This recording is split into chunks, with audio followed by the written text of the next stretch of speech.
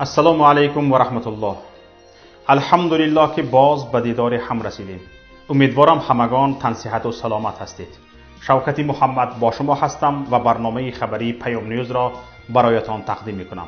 حالا توجه کنید به نامگوی موضوعهایی که امروز مطرح خواهیم کرد.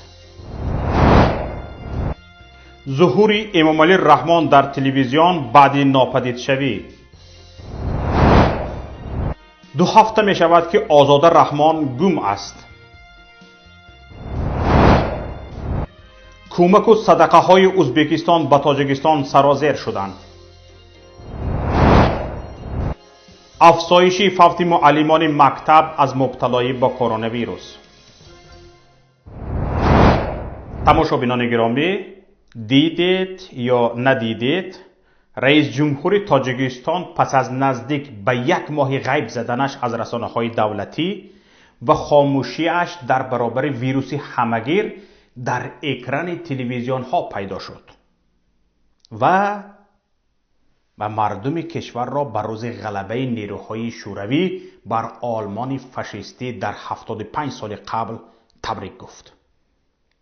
مردمی را که وارد جنگ شدیدی نو شده است و هر روز 10 قربانی می دهد. در همین حال رئیس جمهور تاجیکستان هیچ اظهار تسلیت به خانواده های جانباختگان و گرفتاران نکرد.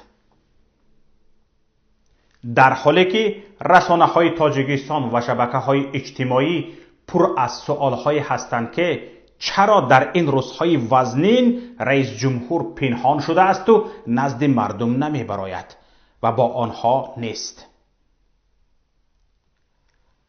اولین جمله خطاب امامعلی رحمان بعد 1 ماه ناپدید شدنش به مردم کشور این بود: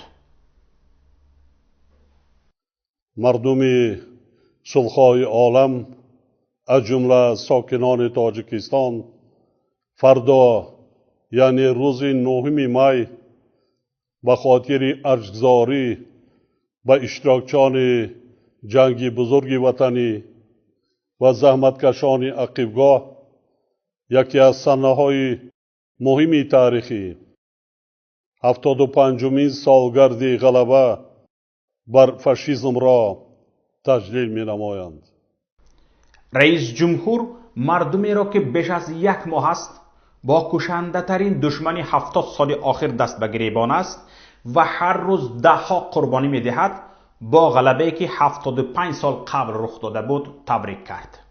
اما نگفت که با این کوروناویروس چگونه غلبه میکنیم.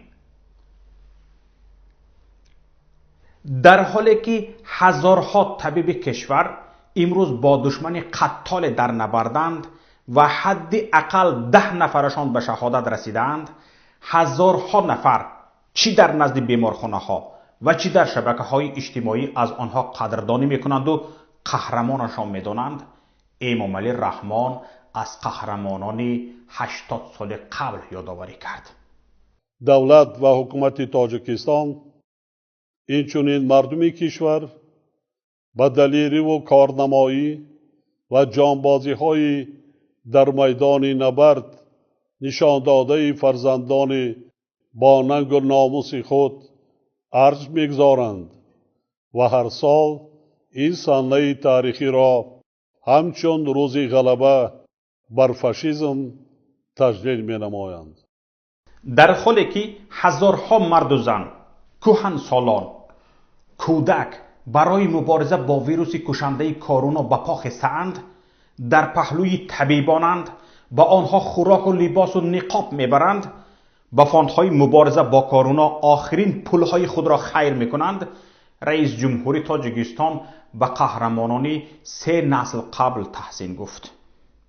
در سالهای جنگ بزرگ وطنی در برابر مردان تاجیک همچنین زنان و کهنسالان و نورسان کشورمان در عقیبگاه شبانه روزی زحمت کشیده در تأمین افسران و سربازان با مواد غذایی، سر و لباس و دیگر لوازمات ضروری کمک می‌رسانیدند و سهمی شایسته خود را برای نزدیک آوردن غلبه می‌گذاشتند. در حالی که نبرد بیش از یک ماهه مردم کشور با ویروس که به نظر میرسد تازه هم شروع شده است، صدها عائله بنابر مرگ نانآورشان از ویروس کرونا چی در روسیه و چی در تاجیکستان بی‌سرابان ماندند. امامعلی رحمان از کمک و غمخواری حکومتش به جبر دیدگان جنگ 80 سال قبل حرف میزند. حکومت تاجیکستان از آغاز دوران صاحب استقلالی به مسئله غمخواری در حق معیوبان و عائله‌های اشتراکچیان جنگ اعتبار جدی ظاهر کرده این اقدام را تا امروز ادامه داده ایستاده است. البته در نیمه دومی سخنرانیش امامعلی رحمان به مسئله کرونا هم پرداخت. در این باره هم گپ رفت، اما در نیمه دومش و در حاشیه تبریکش به مناسبت پیروزی ارتش شوروی در 80 سال قبل، فهمیده ایستادید؟ در حاشیه تبریکات و کوتاه و خشک و بدون احساسات به نظر می رسید که امامعلی رحمان نه درباره پهن‌شوی ویروس کشنده در کشور خودش بلکه در کشور یا سیاره دیگری حرف می زند. به هیچ جان باخته در این نبرد کشنده اظهار تسلیت نشد. حتی به خانواده های طبیبان کشته شده و کارمندان دولتی که جان به کف گرفته با این ویروس مبارزه برده ایستادند. طبیبان را قهرمان نخواند. همان طبیبانی که امروز جان خود را به کف گرفتند. همگی در شبکه‌های اجتماعی تمام ملت آنها را قهرمان گفته ایستادند. اما امامعلی رحمان به این گپ زبانش نرفت، زیرا تاجیکستان تنها یک قهرمان دارد. تنها در حاشیه یک اطلاعش به آنها تشکری سرد و خشک و خالی گفت و بس. طبیبان در همه مؤسسه‌های طبی با این مقصد مخصوص گردانیده شده برای طبابت شخصان بیمار شب و روز زحمت کشیده ایستادند که با استفاده از فرصت به هر یک آنها سپاس و منتداری بیان میکنم. اکنون تماشابینان گرامی به این حرفهای امامعلی رحمان توجه کنید.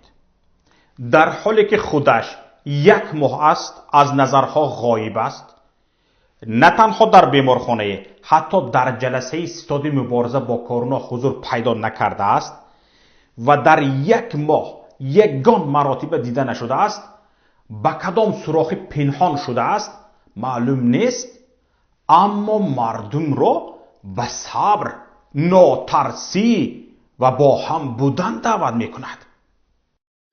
وضعیت به میان آمده از هر یک ما تقاضا می کند که نهایت هوشیار و احتیاطکار و باز هم با صبر و تحمل باشیم.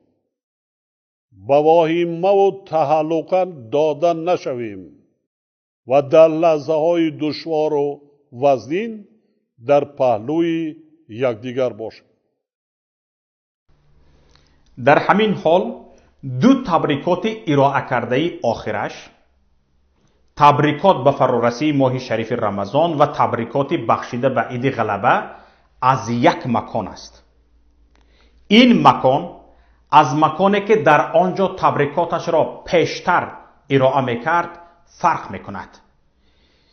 دیزاین دو تبریکات آخرش هم دکوراسیون به پشتش آورده ماندگی است.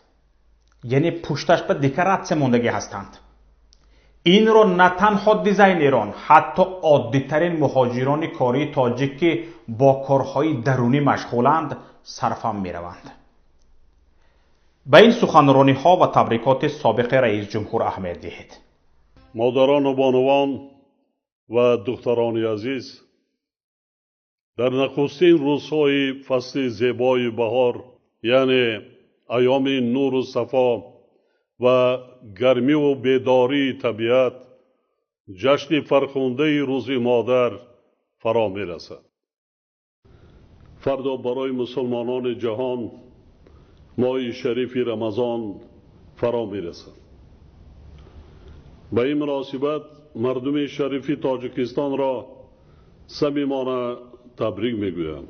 مادر یگانه موجودی است که انسان می آفرد، با او حیات می بخشد، او را در آغوش گرم و پرمیر خود می پرورد. اکنون تماشابینان گرامی به این دو نوار آخر اهمیت دهید که از نوارهای پیشین به کلی فرق می کند. همه شما را به مناسبت فرا رسیدن ماه مبارک رمضان تبریک گفته. فردا یعنی روز 9 می به خاطر ارزگزاری به اشتراکچان جنگ بزرگ وطنی و زحمتکشان عقیبگاه یکی از صحنه‌های مهم تاریخی.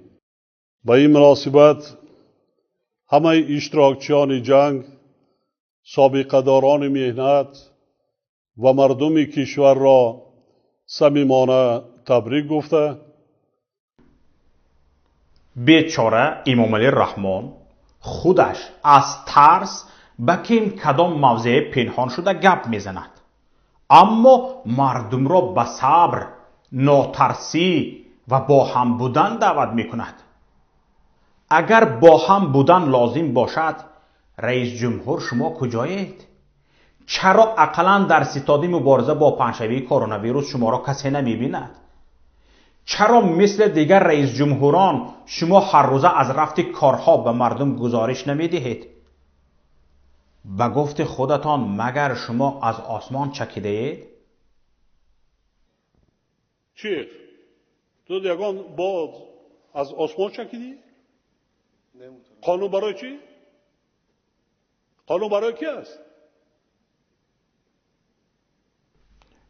در همین کلانگری کمترین اشاره به اشتباه جشنگیری نوروز، اعلان نکردن کرانتین، بیش از 1 ماه اعتراف نکردن وجود ویروس نبود.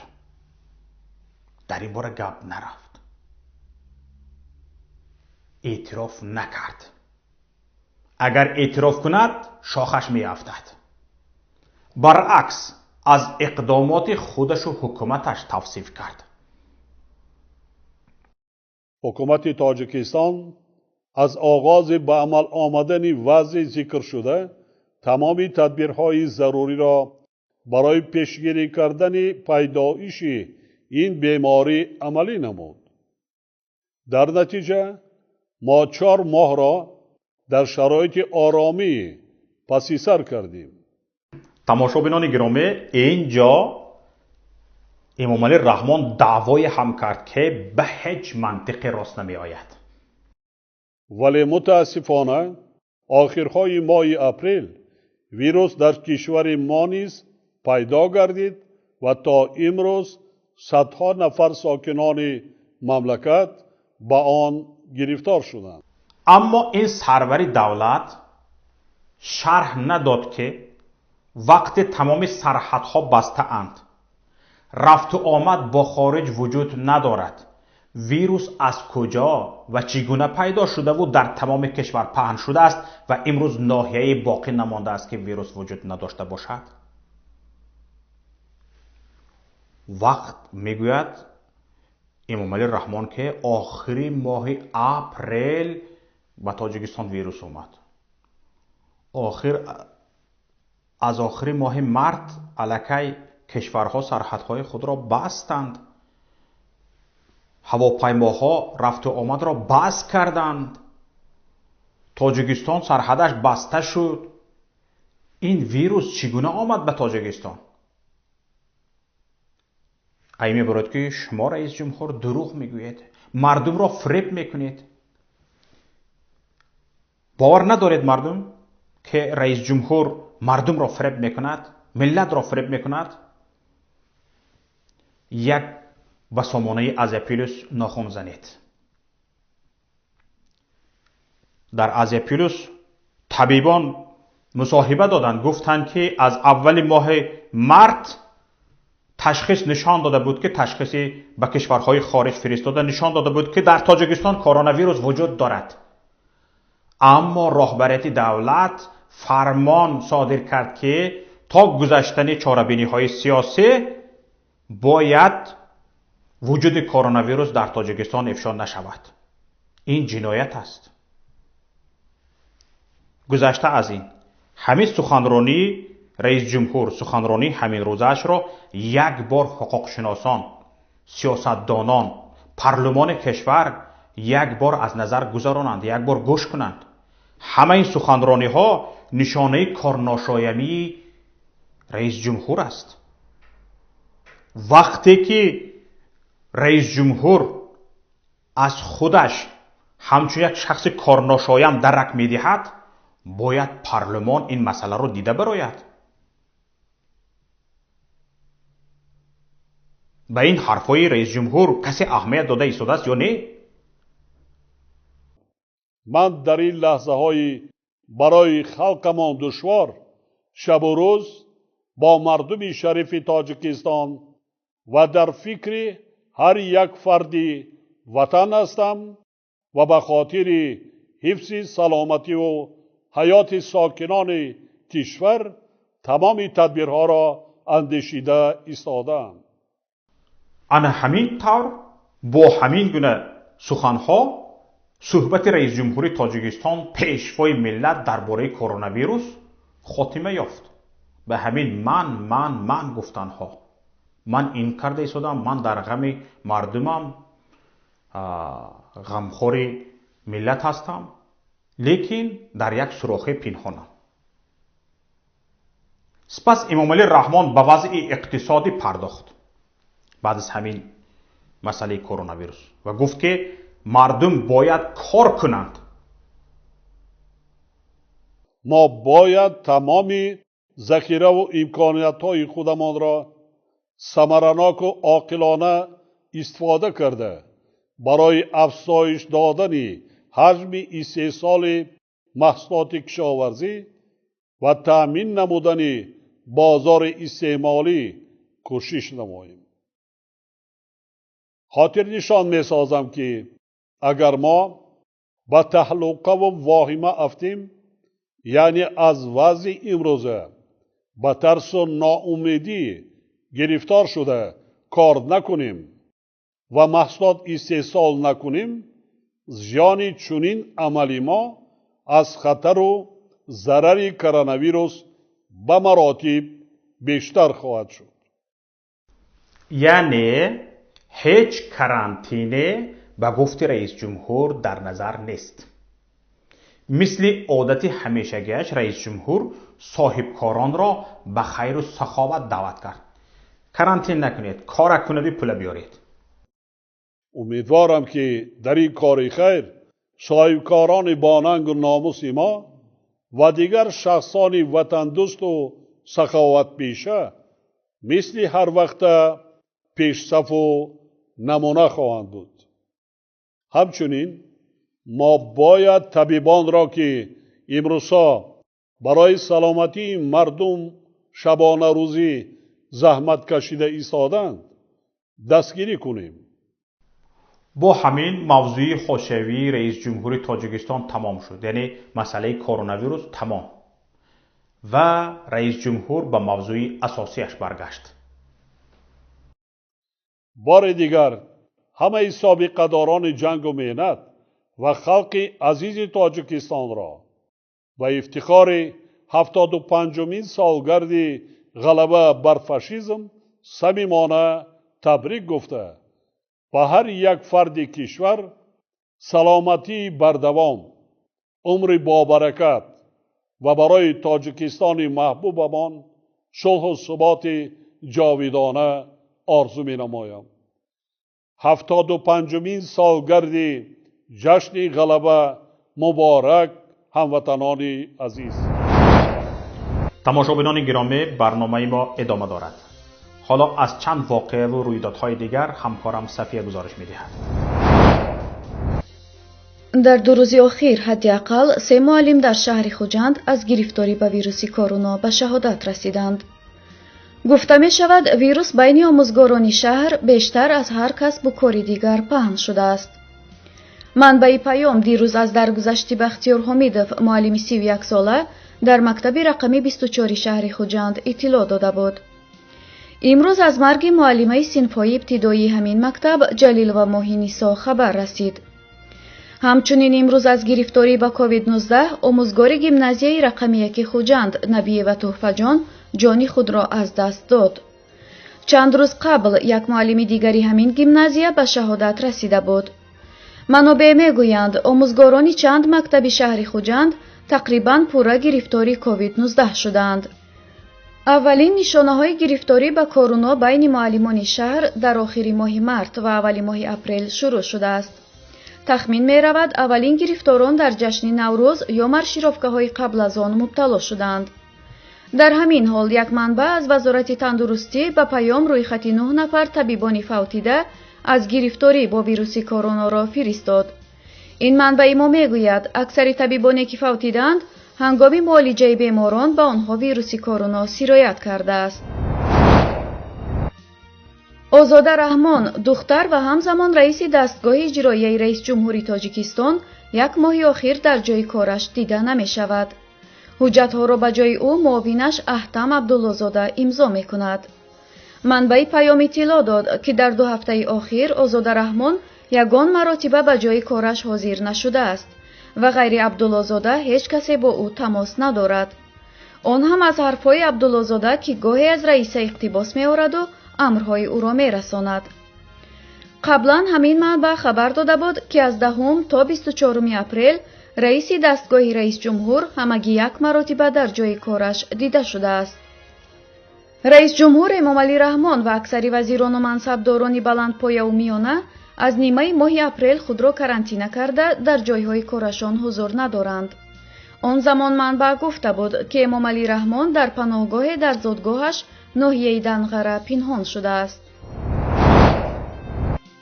давоми 2 рӯзи охир дар нуқтаҳои тобеи маркази ёрии таъҷилии тиббии шаҳри Хуҷанд наздики 390 муроҷиати сокинон сабт шудааст. масъулин мегӯянд, ин рақам дар муқоиса бо ҳамин давраи соли гузашта бештар аст. мирзонаби Мирзо Ҳошимов, сардухтури маркази ёрии таъҷилии тиббӣ дар Хуҷанд, дар суҳбаташ бо хабаргузории Спутник омори даъвати сокинон дар рӯзҳои 5 ва 6 майро шарҳ додааст.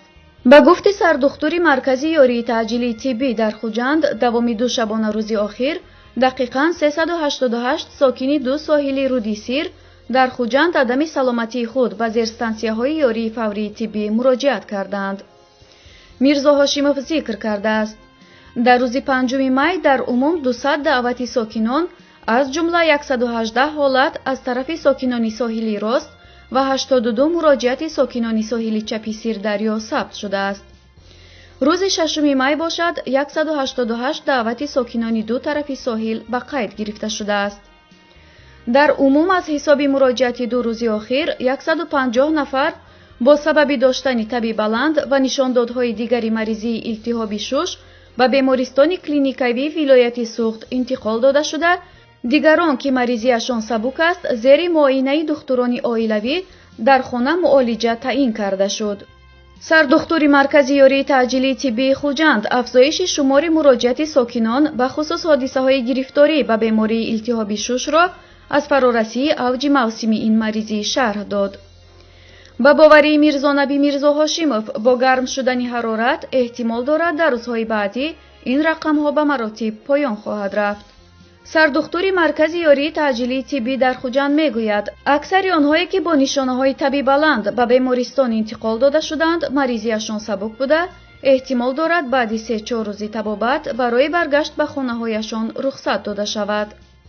сардухтури ёрии таъҷилии тиббӣ мегӯяд, ба шикояти илтиҳоби шуш, баландшавии фишор, шамолхӯрдагӣ, баландшавии меъёри диабети қанд аз зумраи бемориҳое буданд, ки сокинон бо чунин гирифториҳо ба унвони онҳо муроҷиат карданд.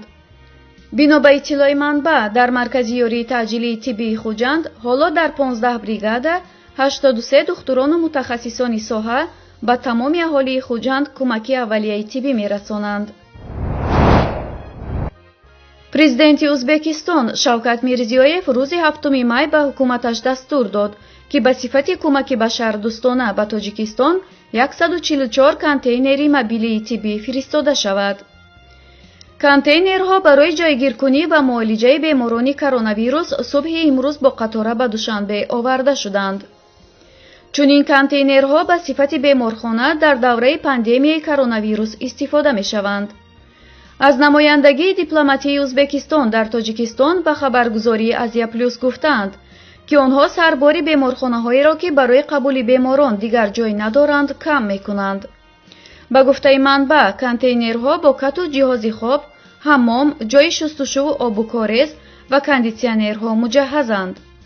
дар намояндагии дипломатии Узбекистон ҳамчунин қайд карданд ки контейнерҳо ба назди варзишгоҳи бофанда собиқ текстилшик рӯбарӯи корхонаи насоҷӣ расонида шуда, дар ин ҷо дармонгоҳи сайёр ташкил карда мешавад. ин ҷо ниҳояти барномаи имрӯзии мост. барномаҳои дигари моро дар пойгоҳи PAYOM.net ва шабакаҳои иҷтимоӣ пайгирӣ кунед. лутфан ҳар воқеа ё хабареро дар бораи коронавирус ва дигар ҳодисаҳо шоҳид шудед ба рақами 49 15 16 46 15 247 тавассути паёмрасонҳои WhatsApp, Viber, Imo ё Telegram фиристед. лутфан муштарӣ шудан ба канали ютуби мо ва навиштани назари худ дар бораи наворро фаромӯш накунед. пахши тугмаи маъқул шудро лутфан дариғ надоред. ҳамчунин пахши тугмаи зангула ба шумо имкон медиҳад ки баробари нашри наворҳои мо дар ютуб шумо дарҳол бохабар шавед. дар паноҳи аллоҳ бимонед. خیر تا هفته دیگر.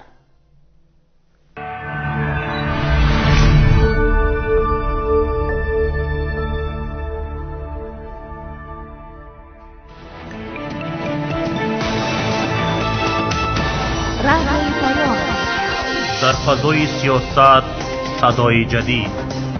رادیوی پیام علم، فرهنگ، نوید. رادیوی پیام مشورت، بحث، گفت و شنید. در تمام دنیا روی رسانه اینترنتی رادیو پیام .net